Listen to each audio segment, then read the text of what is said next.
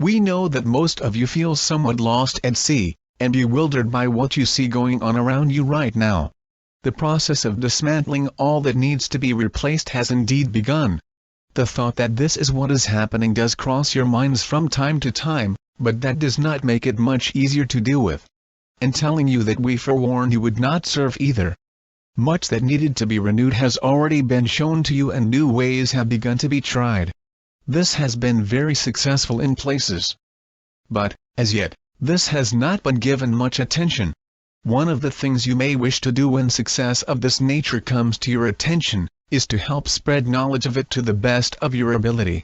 Your new world is being constructed by you even as the chaos appears to be on the rise.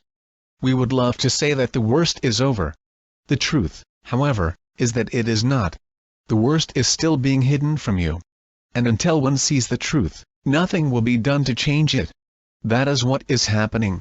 You need to see what is coming to the surface to be seen. Many of you already understand, but again, the understanding does not bring much comfort. Now, we have titled this message Tipping Point for a reason. It is not because you are at the tipping point. The fact is that you passed that point some time ago. You are, in fact, now past the point of no return. And the old structures, and those who uphold them, are well aware that they are fighting for their very existence. If you look at what is around you in that light, you will see it is so. They see the outcome, and they do not like it.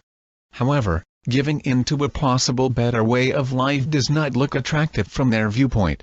They truly have nothing, but they imagine that they have everything to lose. It is more than likely that if you are reading this, you are not under the bombs, not getting mace in your face, and not standing in front of civil police that look like shock troops. But all of those things exist in your world, and therefore in your field of being. You feel them. But what can you do? Is there anything you can do? Well, many of you are offering support in many ways, not the least of which is your resolve, your prayer, and your intent. And that is exactly what we would advise. The problem is that you do not see the effect of that. We do. We see the changes in the energy of your world very clearly. And we are telling you now that this energy is rising. This is what you came for. This is what you are good at. And this is what you are doing. Those of you who do indeed feel the energy of Earth's field know this. All of you could feel it if you trained yourselves to do so. But regardless of whether or not this appeals to you, we ask you to know that your efforts are working and to find every opportunity to raise the frequency that you can. One thing we will remind you of once again. It is just as important for you to keep your own energies up as it is to pray or meditate for the troubled spots that you know about. If you are not in your highest frequency, you indeed cannot help much. If you are in your highest state of love and joy, and are doing all you can to reach higher, you are making major contributions to the final outcome.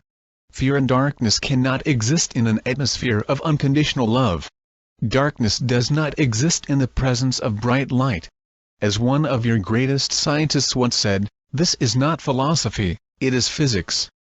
Dearest family, it is also alchemy. It is what changes lead into gold. Buddhists call it poison into medicine. This is what you do. It is what you do well. Pat yourselves on the back. Pat each other on the back. Take a deep breath. And do more of it.